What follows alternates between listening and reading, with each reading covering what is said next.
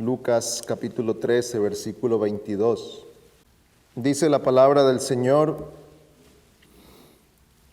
pasaba Jesús por ciudades y aldeas enseñando mientras proseguía camino a Jerusalén.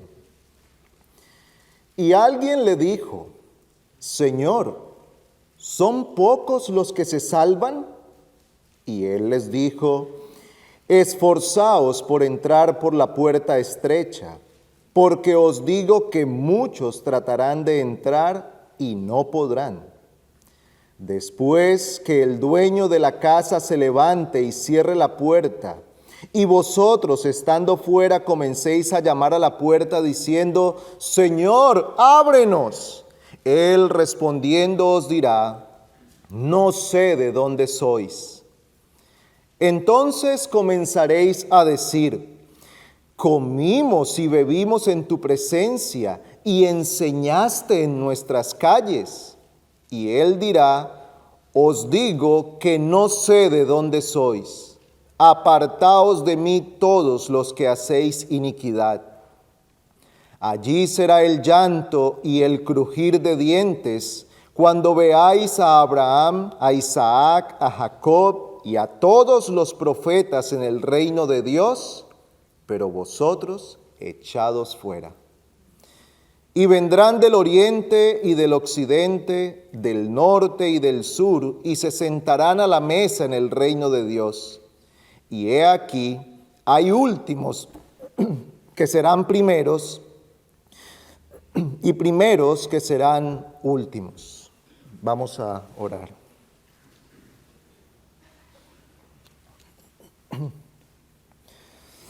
Señor y Padre nuestro, ven en medio nuestro porque necesitamos tu gracia. Te suplicamos que las palabras de nuestro Señor Jesucristo en aquel día a aquellos hombres lleguen hasta nosotros por el poder de tu Espíritu. Imploramos delante de ti que hables a cada uno según nuestra necesidad. Tu palabra es viva y eficaz y hace la obra según lo que cada uno requiere. Pedimos que tú vengas en medio nuestro y derrames de tu bendición sobre esta iglesia y sobre todos aquellos que estarán escuchando mientras se expone tu palabra. Suplicamos también que tú proveas al predicador de tu espíritu para que hable, no en la sabiduría de los hombres, sino según el poder tuyo. Amén. Y que cada oyente sea tratado por tu gracia, que cada uno de los presentes puedan oír con fe, para que la palabra sea eficaz en sus corazones. Imploramos esto en el nombre de Cristo. Amén. Dice la primera parte que Jesús iba enseñando y se acerca a alguien para hacerle una pregunta. La pregunta de esta persona es: ¿son pocos los que se salvan? Él está preguntando algo que tal vez todos nos hemos preguntado en algún momento. No conocemos cuál es el motivo de la pregunta de este hombre. Tal vez pudiera ser un motivo santo, ese temor que surge en el corazón nuestro cuando nos preguntamos: ¿seré yo uno de esos que estará con el Señor? Tal vez el motivo de la pregunta no era sano. Quizá quería encontrar una excusa para no venir a Cristo. Quizá quería encontrar una razón para mantenerse en su vida de pecado. No conocemos la razón por la que este hombre hizo esta pregunta. Sin embargo, el Señor da una respuesta que llega hasta nuestros días como algo urgente a lo que debemos dar nuestra atención. La respuesta del Señor es: esforzaos por entrar por la puerta estrecha, porque os digo que muchos tratarán de entrar y no podrán. Hemos visto anteriormente cómo el Señor ha establecido una puerta. Dios ha provisto una puerta para que el hombre vuelva a la comunión con Él que un día se perdió. Un día aquella comunión perfecta que había entre Dios y el hombre fue quebrantada. Y dice Génesis que el hombre fue expulsado de la presencia de Dios. Y luego Pablo dice, porque todos pecaron y están destituidos de la gloria de Dios. Todos quedamos fuera, sin acceso a Dios.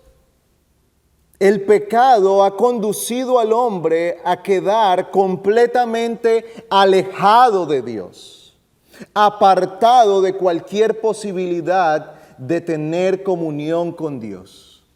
Pero Dios, en su gracia y misericordia, por su gran amor con que nos amó, dice Efesios 2, dio a su Hijo. Y aquí en este texto el Señor usa la figura de una puerta. Dios ha provisto una puerta para que el hombre pueda entrar a su presencia. Y esa puerta es Cristo. Dios proveyó a su Hijo para que por medio de Él no nos perdamos, sino que tengamos vida eterna. Pero hay algo más que el Señor dice aquí, y es donde nos estaremos enfocando en este día. Hay un mandato que Cristo establece en este texto. Él dice, esforzaos a entrar. Esforzaos por entrar. ¿Qué significan estas palabras? ¿Qué quiere decir esforzarse para la vida eterna? Cristo nos está enseñando aquí que la vida cristiana empieza con lucha, se desarrolla en la lucha y lucharemos hasta el final. Habrá una lucha continua que empieza con el esfuerzo. Esta palabra que se traduce aquí como esforzarse, en su original es la palabra agonizomai. Agonizomai. ¿Y a qué nos suena a nosotros esa palabra? En español hay una palabra que nos es familiar. Agonía. Agonizar.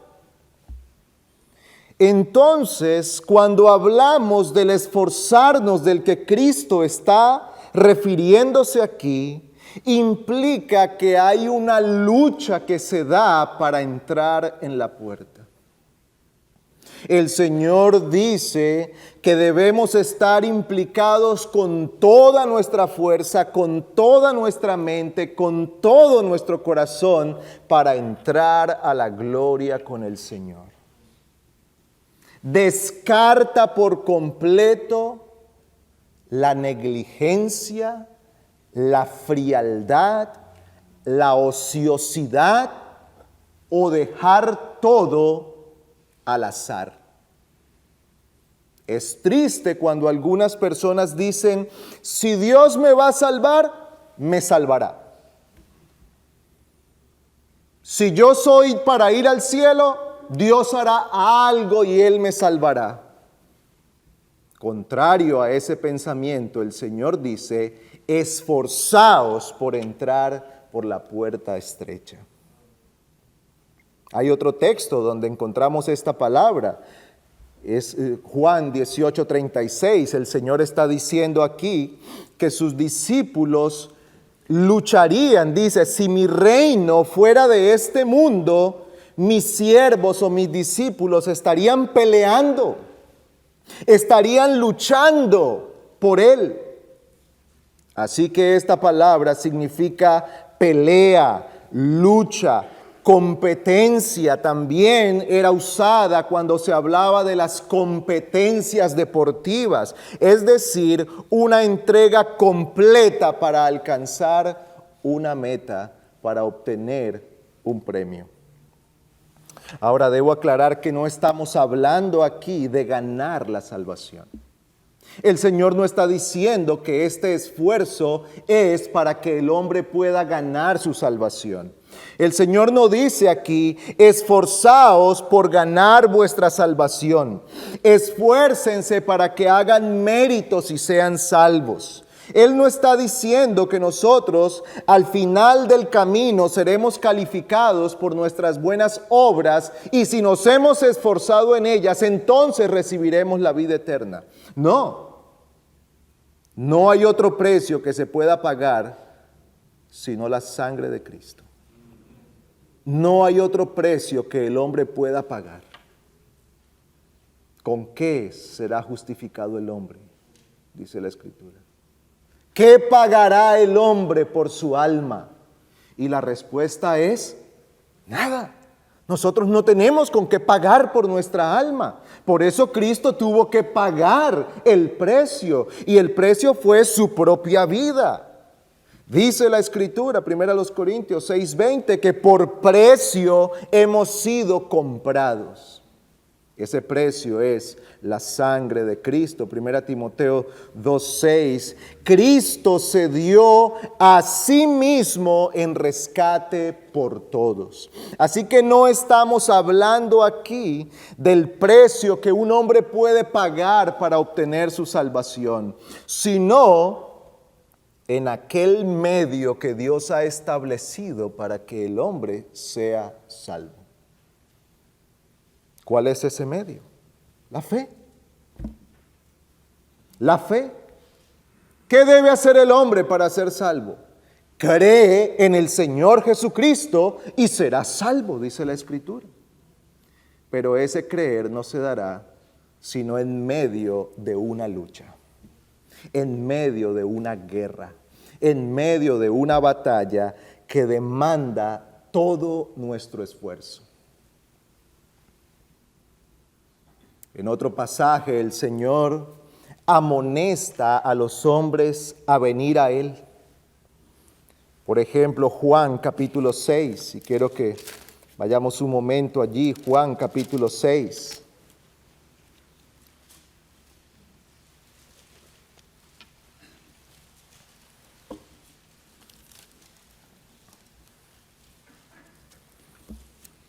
La primera parte de este capítulo narra para nosotros uno de los milagros grandiosos del Señor Jesucristo. Después de que Él había estado enseñando, entonces, el Señor le dice allí a sus discípulos, hay que alimentar a estas personas. Eran 5,000 hombres, más las mujeres y los niños. Y los discípulos dicen, no tenemos, Señor, no tenemos con qué alimentarlos. ¿Dónde compraríamos tanta comida? Y es allí donde el Señor multiplica los alimentos y todas estas personas son alimentadas. ¿Y qué ocurre? Ellos se entusiasmaron al ver esta obra de Cristo, versículo 14. La gente entonces, al ver la señal que Jesús había hecho, decía, verdaderamente este es el profeta que había de venir al mundo. Por lo que Jesús, dándose cuenta de que iban a venir y llevárselo por la fuerza para hacerle rey, se retiró otra vez al monte él solo. Manda a sus discípulos adelante, él se queda orando. Ocurre la tormenta allí, el Señor camina sobre las aguas, calma la tormenta, pasan al otro lado y la gente se fue buscándolo. Versículo 24, por tanto, cuando la gente vio que Jesús no estaba allí, ni tampoco sus discípulos, subieron a las barcas y se fueron a Capernaum buscando a Jesús.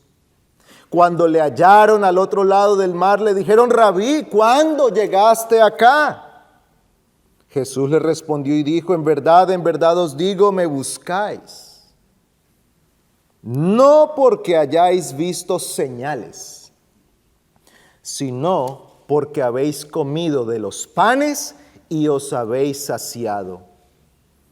Trabajad, no por el alimento que perece, sino por el alimento que permanece para vida eterna, el cual el Hijo del Hombre os dará, porque a este es a quien el Padre, Dios, ha marcado con su sello. Estas personas buscaron a Cristo. Estas personas se tomaron el trabajo de navegar hasta el otro lado. Dice que fueron, tomaron sus barcas y llegaron al otro lado buscando a Jesús. Ya habían pensado de él que él era el profeta y querían hacerlo rey. Ahora, pensemos nosotros como hombres débiles. ¿Qué hubiéramos pensado nosotros de ver personas así? Estaríamos contentos, ¿verdad? ¿Cuánta gente quiere venir? ¡Qué alegría! Pero tal cosa no deslumbró al Señor. Él dijo, ustedes me buscan, no porque han visto en mí al Mesías, al Redentor, no porque han visto en mí al enviado de Dios para redención. Ustedes me buscan porque pueden obtener de mi parte beneficios que sacian sus deseos. Trabajen, sí, no por el alimento que perece. Es decir, búsquenme, pero no me busquen porque yo sano sus enfermos y les doy comida. Búsquenme porque yo les proveo el alimento que da vida eterna. Porque yo he venido como el pan del cielo. Y de aquí en adelante empieza entonces esta enseñanza del Señor donde dice, yo soy el pan del cielo que descendió, que Dios ha dado. Y ellos dijeron, no, Moisés nos dio pan del cielo porque Él nos dio el maná. Y el Señor dice, no, yo soy el verdadero pan del cielo. El maná saciaba el hambre temporal, pero yo he venido para saciar la necesidad del alma. Por eso ustedes necesitan alimentarse de mí. Hagan estos esfuerzos que están haciendo, pero no por obtener de mí cosas temporales. Hagan estos esfuerzos que están haciendo para buscarme, pero no porque van a recibir un milagro, sino porque yo soy el único señalado por Dios para dar vida eterna. Trabajen por el alimento. ¿Cuál es el trabajo?, dijeron ellos. Y el Señor respondió, versículo 29, esta es la obra de Dios, que creáis en el que Él ha enviado. ¿Cuál es la obra que debemos hacer, Señor? ¿Hasta dónde tenemos que navegar? ¿Cuánto tenemos que caminar? ¿Cuántas ofrendas tenemos que dar? ¿Cuántas cosas tenemos que hacer? Y el Señor dijo, el trabajo es creer en mí. Crean en mí y sean salvos. Pero estos hombres no estaban dispuestos. No estaban dispuestos. Su corazón estaba endurecido contra la obra de Cristo. Su corazón estaba endurecido contra Cristo como el Mesías de Dios. No estaban endurecidos contra Cristo, el que sanaba y daba comida. Estaban endurecidos contra el Cristo que los confrontaba a arrepentirse de su pecado y a poner su confianza en Él. Por eso requiere un esfuerzo. Porque aunque parezca sencillo creer, requiere toda la vida puesta allí. Nadie cree sin un sacrificio. Nadie cree sin ofrecerse como un sacrificio delante de Dios. ¿En qué sentido? Tiene que sacrificar su ego, su confianza en sí mismo, su esperanza en sus propias fuerzas. tiene que llevar delante del altar de Dios y decir: Señor, rindo todo esto en lo que he confiado durante mi vida delante de ti para confiar solamente en Cristo el Redentor. Esto debían hacer estos hombres y ellos dijeron: no. Versículo 66. Como resultado de esto, muchos de sus discípulos se apartaron y ya no andaban con él. Entonces Jesús dijo a los 12: ¿acaso queréis vosotros iros también? Porque esto no va a cambiar. Los términos de la vida eterna no cambiarán.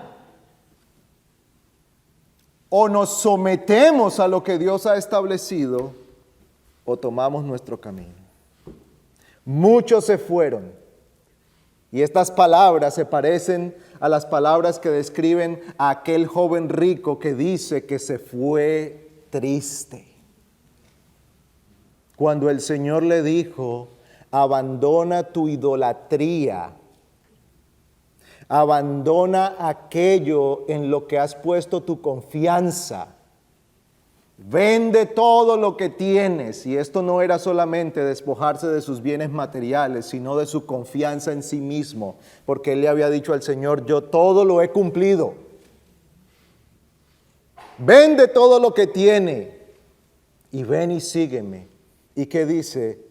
Que se fue triste porque amaba sus riquezas. Ellos se fueron también. No dice que se fueron tristes, pero dice que se fueron porque amaban la confianza en sí mismos. Porque amaban el confiar que eran descendientes de Abraham. Confiaban en que su nacionalidad les daría la entrada directa al reino de los cielos. Confiaban que ser judíos les daría a ellos un lugar al lado de Dios para siempre. Y cuando el Señor vino y dijo: yo soy el Mesías y tienen que creer en mí, entonces se fueron. Requiere un esfuerzo. Requiere un sacrificio de la vida. Otra vez, hermanos y amigos, no estamos hablando de sacrificios, como tal vez nosotros escuchamos. Recientemente hemos pasado una época que se llama tradicionalmente Semana Santa, y vemos en las noticias personas que se flagelan y caminan de rodillas y hacen un montón de cosas supuestamente para pagar sus penitencias o purgar sus pecados. Pero no está hablando de ese esfuerzo o de ese sacrificio. Está hablando, como dice Pablo en Romanos, de ofrecernos como un sacrificio vivo delante de Dios. Señor, vengo a rendir todo lo que soy y a dejar toda mi confianza y esperanza en cualquier cosa en la que yo la haya puesto, y quiero ponerla solamente en Cristo. Requiere un esfuerzo completo. Pero no es solamente este texto que habla de estas cosas. Pedro también exhorta a sus lectores. Segunda carta de Pedro, capítulo 1.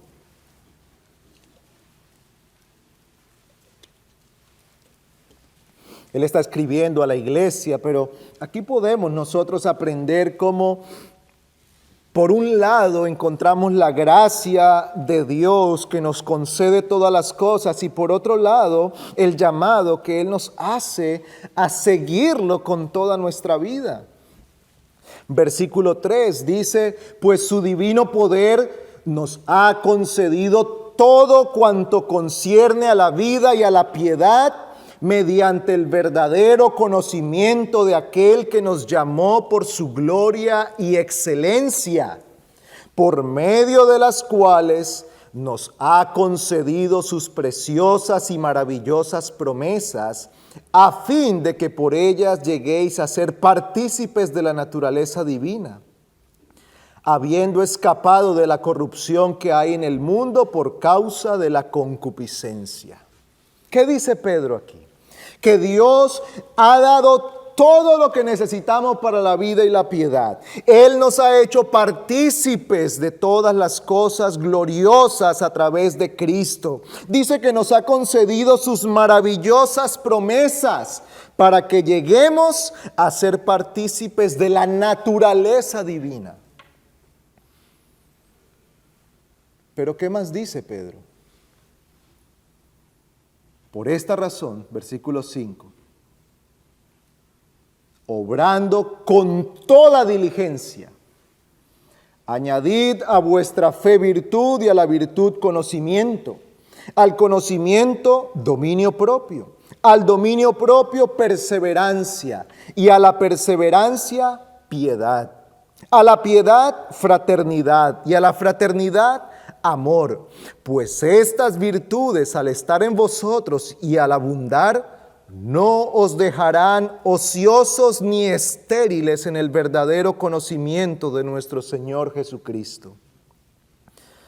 Porque el que carece de estas virtudes es ciego o corto de vista, habiendo olvidado la purificación de sus pecados pasados.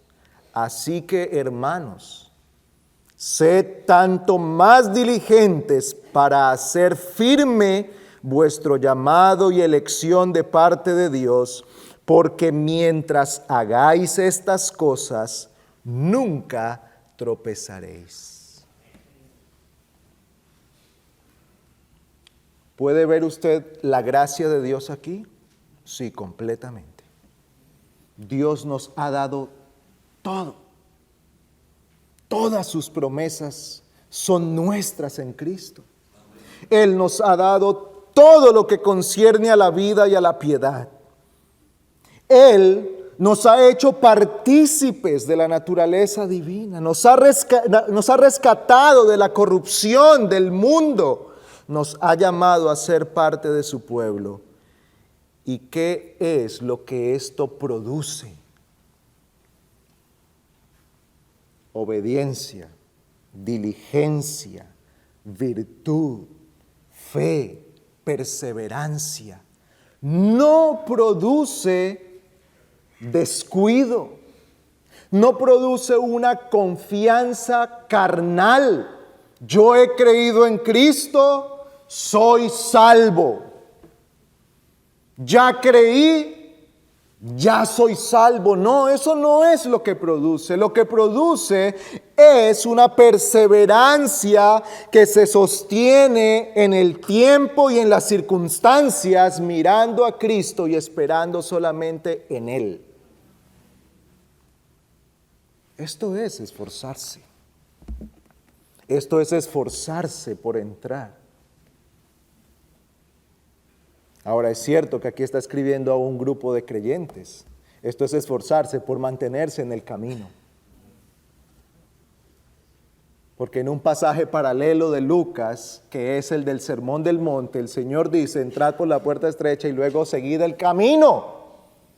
La senda angosta que conduce a la vida. Es decir, que la vida del creyente no es solamente el esfuerzo de pasar por la puerta estrecha y luego ya no hay nada más que hacer, sino que entra a la puerta estrecha y continúa por el camino estrecho hasta el final del camino. Y esto es lo que Pedro nos está diciendo aquí, que debemos perseverar, esforzarnos, que debemos añadir con diligencia a nuestra fe virtud, conocimiento, dominio propio, perseverancia, piedad, fraternidad, amor. Es decir, desarrollar una vida de madurez cristiana para poder vivir delante de Dios como le es agradable. Esforzaos por entrar, porque de otra manera no podemos entrar. Ese es el llamado del Señor. Hebreos nos habla de esto también. Y yo quiero insistir en esto, hermanos, porque necesitamos llenar nuestra mente de la verdad. creemos en la gracia de Dios y somos salvos por la gracia del Señor, pero no creemos que somos salvos para vivir de cualquier manera. Somos salvos para entrar en el camino estrecho y para caminar en él. Para eso nos ha salvado el Señor. Hebreos capítulo 3, versículo 18.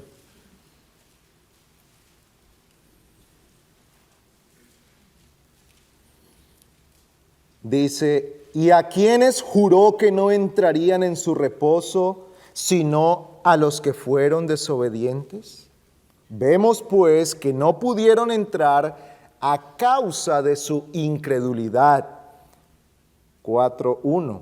Por tanto, temamos, no sea que permaneciendo aún la promesa de entrar en su reposo, alguno de vosotros parezca no haberlo alcanzado. Aquí está hablando del pueblo de Israel que salió de Egipto, siendo conducidos por el Señor a la tierra prometida, pero recuerde que no entraron. De la generación que salió de Egipto, solo entró Josué y Caleb. Al resto el Señor lo fue dejando en el desierto. ¿Y por qué? ¿Cuál fue la razón? Dice que fue su desobediencia. Tenían la promesa de entrar en el reposo, de entrar en aquella tierra prometida, pero el endurecimiento de sus corazones, su incredulidad, su rebeldía y desobediencia cerró para ellos la puerta. Por tanto, temamos, dice él, no sea que permaneciendo la promesa, alguno no la alcance por desobediencia. Esto nos manda a ser diligentes, a entregarnos con toda nuestra fuerza para asegurarnos por la Escritura que hemos entrado en el camino de la verdad.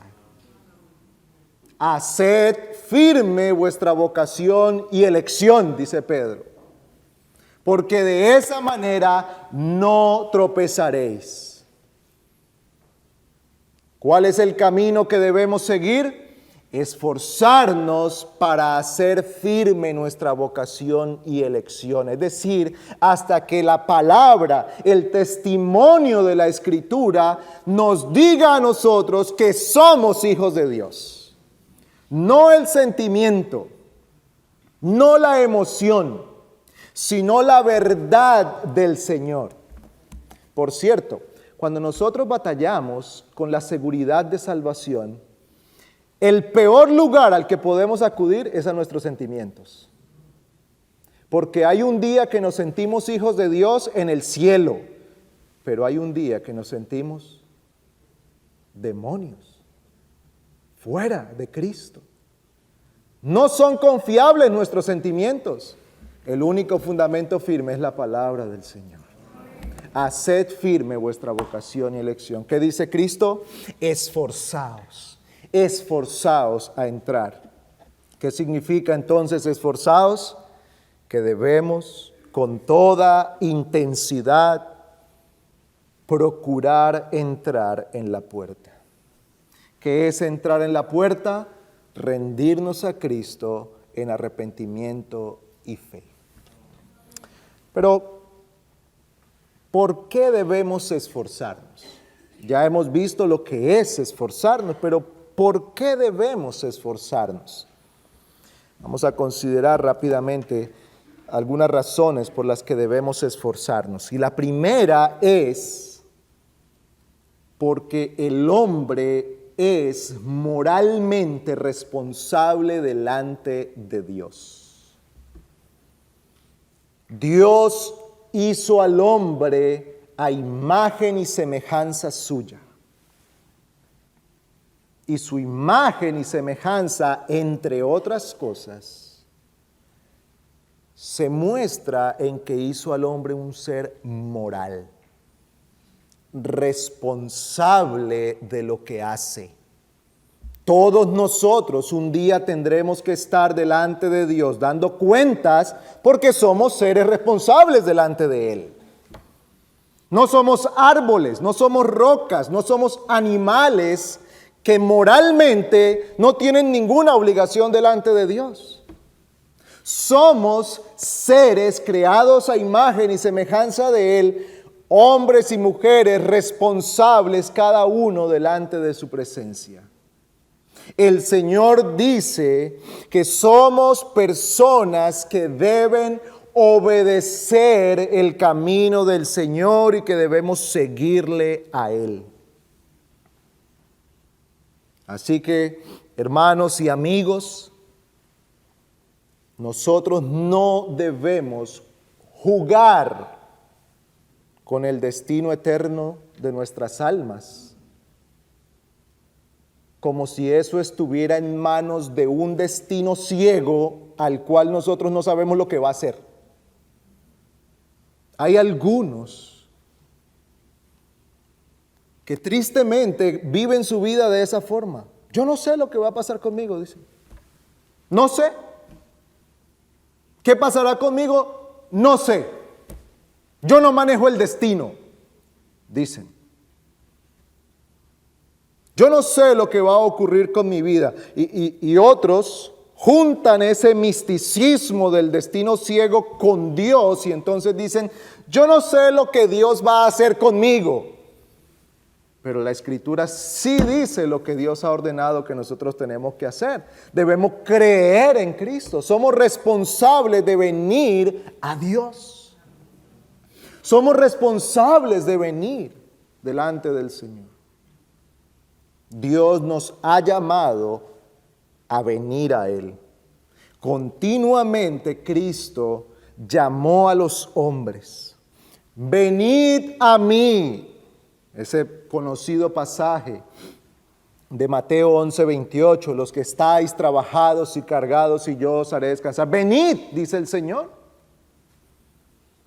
El Señor también manda a los hombres a que se arrepientan. Aquí mismo en Lucas 13, al principio, cuando le cuentan la historia de estos hombres a los que le cayó la torre, y dice el Señor, ellos no eran peores que ustedes. Os digo que si vosotros no os arrepentís, os sucederá igual. Va a venir el juicio y la muerte. Arrepiéntanse, dice el Señor.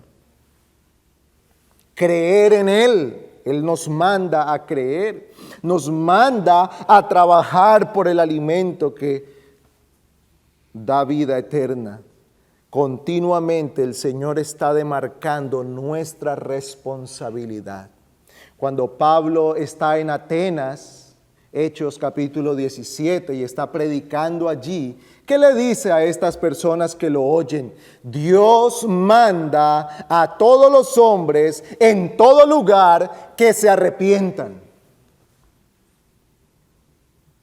Y es bien importante ver cómo él está diciendo esto en un lugar gentil. No dice que Dios mandaba a los judíos solamente arrepentirse, no, dice Dios manda a todos los hombres en todo lugar que se arrepientan. Aún los griegos tenían que arrepentirse. Con toda su mitología griega, con todos sus dioses, con todos los dioses del Olimpo, los que iban y venían y hacían su montón de cosas, Pablo les dice, para ustedes también es el llamado al arrepentimiento. ¿Por qué? Porque todos los hombres somos responsables delante de Dios. Y un día, grandes y pequeños, ricos y pobres, libres y esclavos, estaremos delante de Dios dando cuentas como seres responsables.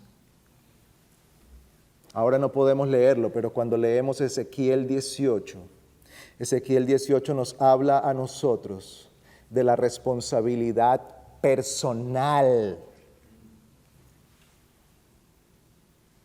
El Señor está respondiendo a algo que decían allí. Los padres se comieron las uvas agrias y los hijos sufren la dentera, el mal en los dientes. Era un dicho para decir que los padres habían cometido los pecados y ahora ellos estaban sufriendo la consecuencia. Y el Señor dice, no, ustedes están sufriendo la consecuencia de su pecado, porque cada uno es responsable. Si hace bien, es justo y gozará como justo, pero si hace mal, entonces la ira y el juicio vendrá. ¿Qué nos dice esto? El hombre es un ser responsable. Por eso Cristo nos manda a esforzarnos, a venir a Él, a levantarnos de donde estamos, de nuestra vida de pecado, a abandonar la vida de maldad, a abandonar la vida de idolatría, a abandonar la vida de ociosidad y pereza espiritual, a abandonar esa vida que lleva al hombre a no interesarse en su alma, a abandonar todo eso y como un ser responsable delante de Dios, acudir a Cristo. Este es el llamado. Pero ¿por qué debemos esforzarnos? Otra razón por la que el Señor dice que debemos esforzarnos es porque el hombre tiene muchos enemigos de su alma. ¿Por qué se requiere un esfuerzo? Porque para poder llegar a la puerta y entrar, tiene que hacerlo en medio de una guerra. No lo hará en una alfombra roja. No lo hará en un lugar cercado y cuidado para que pueda caminar tranquilamente hasta la puerta. No, lo hará esgrimiendo la espada y luchando con enemigos que se están oponiendo a la entrada de una persona al cielo todos los días.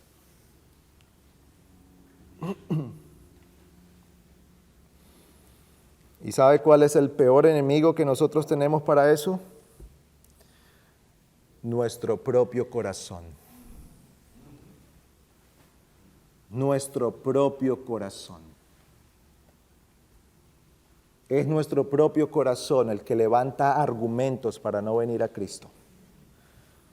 Es nuestro corazón el que nos dice a nosotros, dejémoslo para mañana. No nos involucremos en eso ahora. Vamos a esperar un poco más, vamos a disfrutar un poco más la vida. Estamos jóvenes. Vamos a vivir un poco más y después vamos a Dios. ¿No te parece? Empieza a razonar el corazón perverso con nosotros mismos. ¿No te parece que todo esto es demasiado opresivo? ¿Acaso no hemos luchado mucho por la libertad para someternos a Cristo? Nuestro propio corazón, con todos sus deseos malvados, contrarios a Dios, se levanta como el primero y el peor de nuestros enemigos. Romanos 8:7 dice que la mente carnal es enemiga de Dios. Es enemiga de la santidad. Es enemiga de darle al Señor la honra que Él debe tener. Es enemiga de humillarse a los pies de Cristo. Es enemiga de confesar el pecado y pedir perdón. Es enemiga de amar al prójimo y hacerle bien. Es enemiga de llenar la mente de cosas buenas y espirituales que produzcan frutos de justicia y de vida eterna. Por eso el esfuerzo es doble, a veces triple, para poder estar escuchando el sermón. Por eso el esfuerzo es mayor para poder ir todos los días a la Biblia y leer y meditar en la palabra del Señor. Por eso el esfuerzo es tan grande cuando tenemos que abrir nuestra boca para decirle a alguien, he pecado, perdóname. Eso parece que fueran palabras imposibles de salir de nuestra boca. ¿Qué es eso? La maldad del corazón, que se opone al bien, que no desea lo bueno. Por eso es tan fácil para nosotros oír el chisme, hablar lo que no tenemos que hablar, darle mucho tiempo a cosas que no debemos darle tiempo. 40 minutos, 50 minutos de sermón son tan largos, pero 3 horas de una película, bueno, es razonable, decimos nosotros, ¿verdad? Eso no es coincidencia. Eso no es mera coincidencia. Esa es la realidad del corazón enemigo de Dios. Pero miramos a nuestro alrededor y el panorama no es favorable para el alma. Tenemos a un mundo que se opone a Cristo y que se opone a la vida eterna de las almas. Todo está calculado milimétricamente para oponerse al bien. No es casual que todo está diseñado para que usted tenga dificultades para buscar al Señor. Todo está diseñado para ir en contra de Cristo. El mundo levanta a todo su ejército para oponerse a la verdad. Encendemos la televisión y encontramos un adoctrinamiento contra Cristo. Nos sentamos en un aula de una escuela o una universidad contra Cristo. Nuestros gobernantes promueven cosas contra Cristo. Aún nuestra propia familia no creyente son militantes contra el bien de nuestras almas. Se oponen a que el hombre busque a Cristo. Pero hay un tercer enemigo que es el diablo, que todas sus maquinaciones están enfocadas en impedir que el hombre entre por la puerta estrecha. No necesariamente que entre al edificio de la iglesia. Mientras el que esté aquí no crea lo que oye, todo está bien. Mientras que usted que está aquí permanezca en indolencia, en indiferencia y no se someta a Cristo, hasta ahí todo va bien. En el momento que usted dispone su corazón para venir al Señor, entonces el enemigo enfila sus armas para oponerse. Por eso el reino de los cielos lo arrebatan los valientes. Dice el Señor, el reino de los cielos sufre violencia y los violentos lo arrebatan. Porque no será sin lucha, porque no será sin esfuerzo, porque no será sin heridas, sin tristezas, pérdidas y dolores. Por eso el Señor dijo, el que no deja casa y padre y madre y todo lo que sea necesario por mí, no es digno de mí.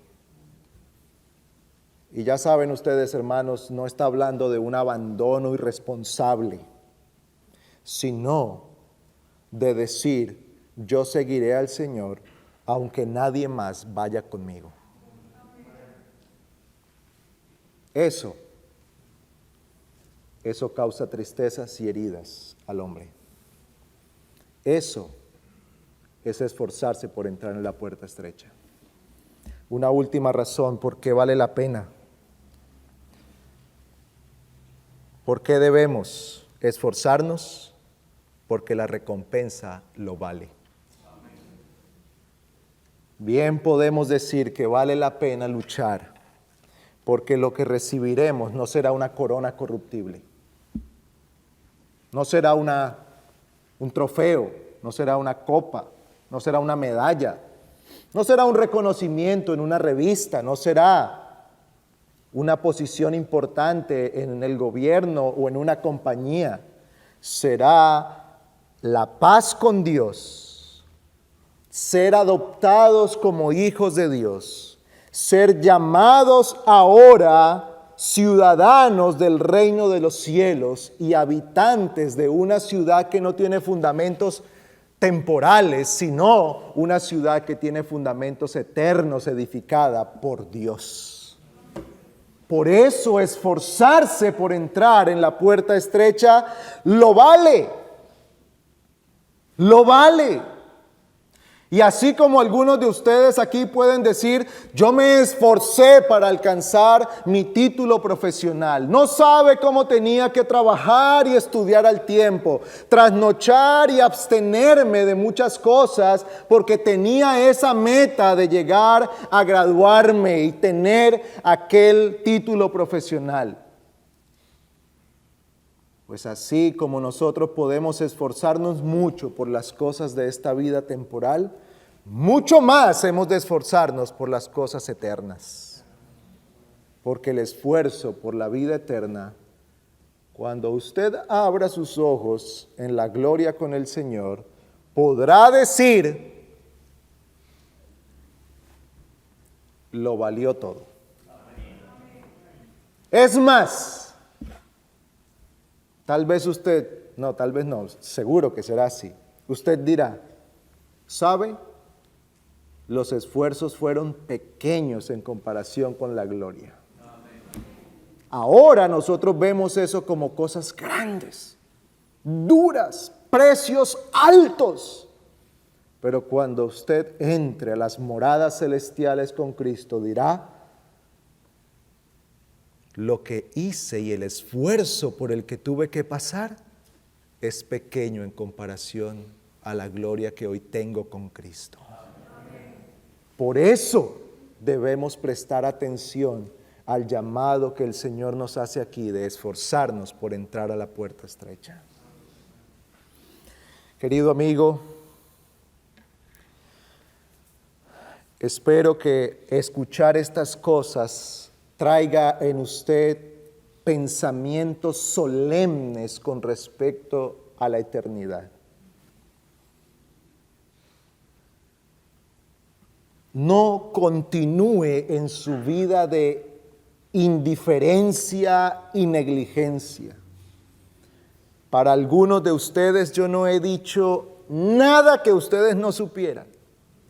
Es más, estoy seguro que algunos de ustedes pudieran decirlo mucho mejor de lo que yo lo he hecho. Pero no quieren creer. Y el Señor hoy dice, esforzaos a entrar por la puerta estrecha. Esfuércese hoy. El día de entrar es hoy. No espere mañana. Tal vez mañana no llegue para usted. No juegue con la paciencia de Dios. No juegue con la paciencia del Señor.